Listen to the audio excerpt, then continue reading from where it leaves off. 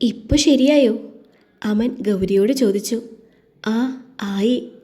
അല്പനേരം അവൻ എന്ത് സംസാരിക്കുമെന്നറിയാതെ നിന്നു. ചിലപ്പോൾ നാളെ മോർണിംഗ് തന്നെ ഡിസ്ചാർജ് ആവും, തനിക്ക് വേറെ കുഴപ്പമൊന്നുമില്ലെങ്കിൽ. സംസാരത്തിന് തുടക്കം കുറിക്കും പോലെ അവൻ പറഞ്ഞു. കയ്യിലെ മുറി നോക്കിക്കൊണ്ടെന്ന പോലെ ഗൗരി തലതാഴ്ത്തിയിരുന്നു. തനിക്ക് എങ്ങോട്ടാ പോകേണ്ടത്? അവൻ ചോദിച്ചു. അവളൊന്നും മിണ്ടിയില്ല. ഗൗരി, തന്നോടാണ് ചോദിച്ചത്. അമൻ തൻ്റെ പേരെടുത്ത് വിളിക്കുന്നത് കേട്ട് അവൾ തലയുയർത്തി അമനെ നോക്കി. എന്താടോ ഗൗരി, തനിക്ക് പോകാൻ സ്ഥലമില്ലേ? അവൾ അമനെ നോക്കി. എന്താടോ ഗൗരി, തനിക്ക് പോകാൻ സ്ഥലമില്ലേ? അവൾ അമനെ നോക്കി. അവളുടെ കണ്ണുകൾ ദേവന് വേണ്ടി കണ്ണുനീർ പൊഴിച്ചു. ഏയ്, താൻ കരയണ്ട. തനിക്ക് പോകാൻ ഒരിടം ആവുന്നത് വരെ എൻ്റെ വീട്ടിൽ നിൽക്കാം. തന്നെ ആരും ബുദ്ധിമുട്ടിക്കില്ല. താൻ വിഷമിക്കല്ലേ. അവൾക്ക് നല്ല സങ്കടമുണ്ടെന്ന് കണ്ട് അമൻ പറഞ്ഞു. പിറ്റേന്ന് രാവിലെ 10 മണിയോടെ ഗൗരിയെ ഡിസ്ചാർജ് ആക്കി. അമൻ തലേന്ന് നൈറ്റ് മുഴുവൻ കാറിലായിരുന്നു ചെലവഴിച്ചത്. അവളെയും കൂട്ടി അമൻ അവൻ്റെ വില്ലയിലേക്ക് പോയി. അവിടെ എത്തിയതും അമൻ ഗൗരിയുടെ സീറ്റ് ഡോർ തുറന്ന് അവളെ ഇറക്കി. നോക്ക്, ഞാൻ തന്നെ പിടിക്കണോ? അവളുടെ ക്ഷീണം കണ്ട് അമൻ ചോദിച്ചു. വേണ്ട, അവൾ പറഞ്ഞു. പെട്ടെന്നാണ് നടക്കുന്നതിനിടെ കാൽ സ്ലിപ്പായി അവൾ അമൻ്റെ ദേഹത്തേക്ക് ചെന്ന് വീണത്. ദേ കണ്ടില്ലേ, ഞാൻ ചോദിച്ചില്ലേ തന്നോട് സഹായിക്കണമെന്ന്.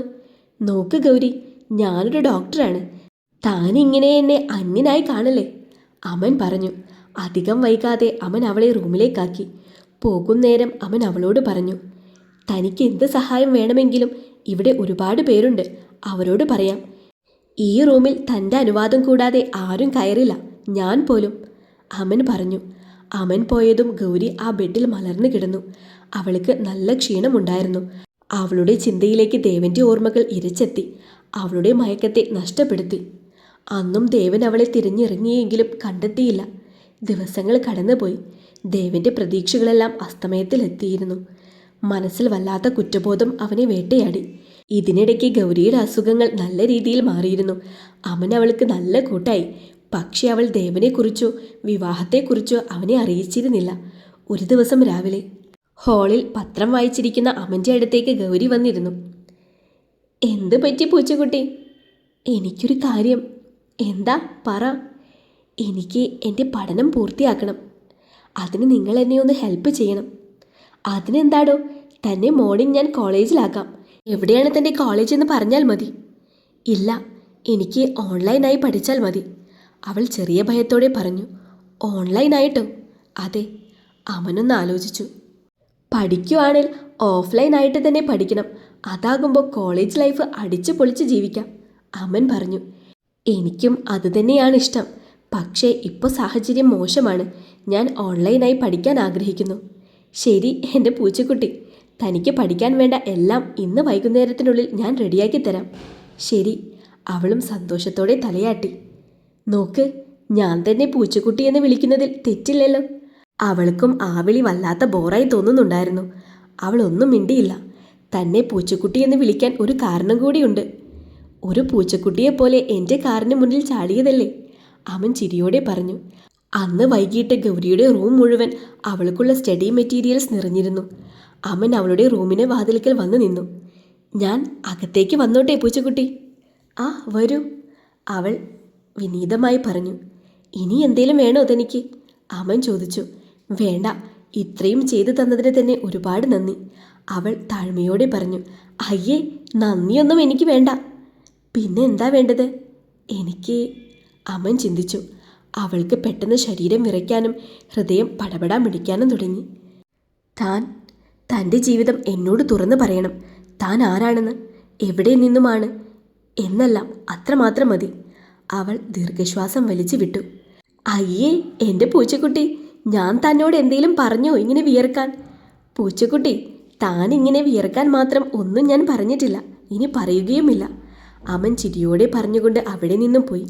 അമൻ പോയതും അവളുടെ ചൊടിയിൽ ഒരു ചെറുപുഞ്ചിരി വിരിഞ്ഞു. അമൻ നല്ലൊരു മനുഷ്യനാണെന്ന് അവൾക്ക് മനസ്സിലായി. കുറച്ച് ദിവസങ്ങളായിരുന്നു ഗൗരി അവളുടെ ഫോൺ സ്വിച്ച് ഓഫ് ആക്കിയിട്ട്. ഫോണിലെ സിം കാർഡ് ഊരി മാറ്റി ഗൗരി ഫോൺ ഓൺ ചെയ്ത് വൈഫൈ ഉപയോഗിച്ച് തൻ്റെ നോട്ട്സ് എല്ലാം ലാപ്പിലേക്ക് മാറ്റി തുടങ്ങി.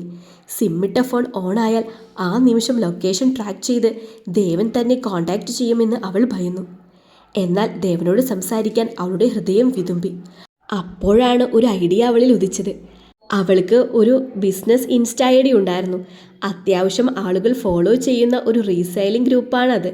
അതിൽ നിന്ന് ഫോട്ടോസ് ക്ലിയർ ചെയ്ത് അതിൽ നിന്നും ദേവൻ്റെ ഇൻസ്റ്റയിലേക്ക് മെസ്സേജ് അയക്കാമെന്ന് അവൾ വിചാരിച്ചു. ഏതാനും മണിക്കൂറുകൾ എടുത്ത് ഫോട്ടോസ് ഡിലീറ്റ് ചെയ്ത് അവൾ അത് നോർമൽ ഇൻസ്റ്റ അക്കൗണ്ടാക്കി എടുത്തു.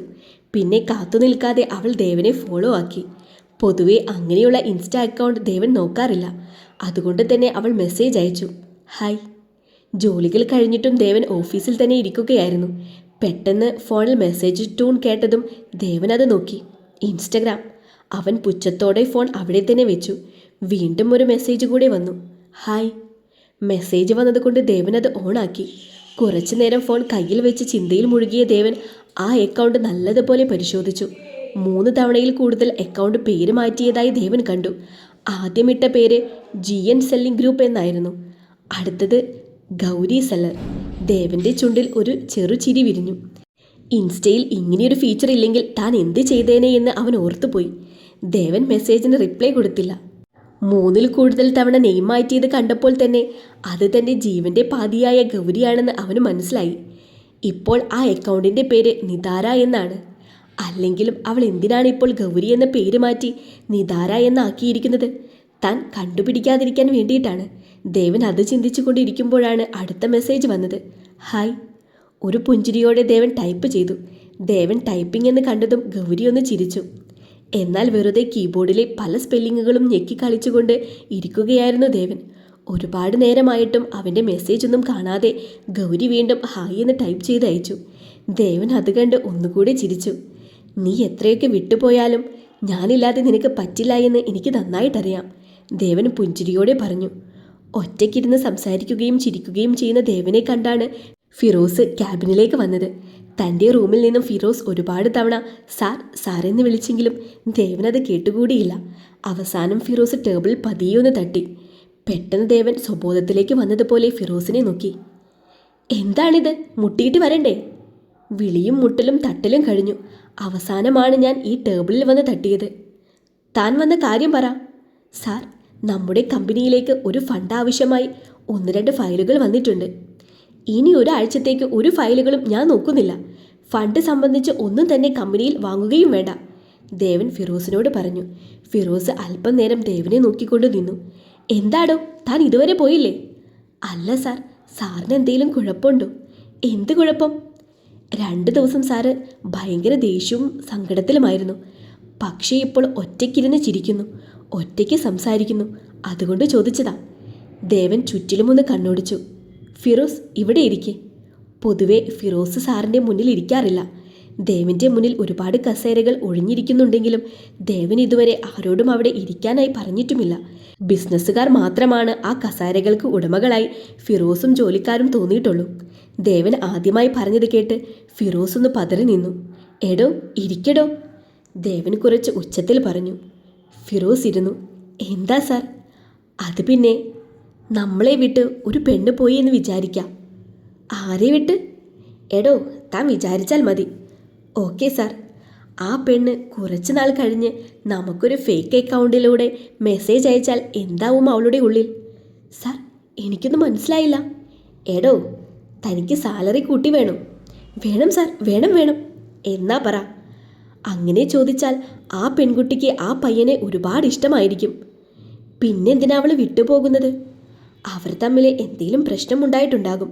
ഒരുപക്ഷെ ആ പെൺകുട്ടിക്ക് തോന്നിക്കാണും അവൾ പോയി കഴിഞ്ഞാൽ ആ പയ്യൻ സുഖമായി ജീവിക്കുമെന്ന്. അങ്ങനെയാവോ? ഒരു പെൺകുട്ടി എന്നല്ല, എല്ലാ പെൺകുട്ടികളും അങ്ങനെ തന്നെയാണ്. പെൺകുട്ടികളുടെ മനസ്സല്ലേ സാർ. നമ്മൾ ഒന്ന് വഴക്ക് പറയുകയോ ചീത്ത പറയുകയോ ചെയ്താൽ അവരുടെ മനസ്സിൽ ആദ്യം ഓടി വരുന്ന കാര്യമാണ് ഞാൻ അവനൊരു ബാധ്യതയായി എന്നത്.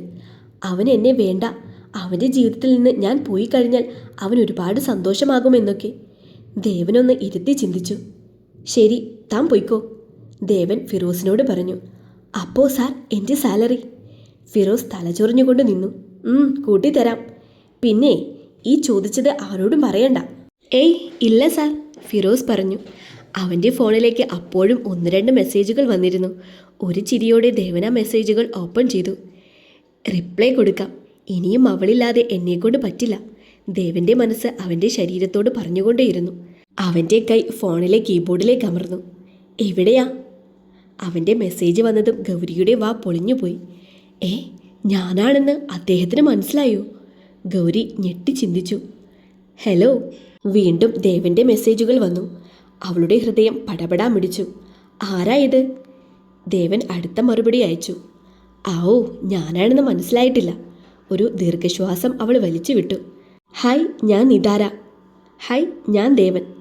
എൻ്റെ ഈശ്വര, ഇങ്ങനെയൊക്കെ റിപ്ലൈ കൊടുക്കുമായിരുന്നു, ഗൗരി ചിന്തിച്ചു. ഞാൻ നിങ്ങളുടെ വലിയ ഫാനാണ്. ആണോ? ദേവൻ തിരികെ ചോദിച്ചു. അടുത്തത് എന്ത് പറയണമെന്നറിയാതെ അവൾ കീബോർഡിൽ നോക്കി നിന്നു.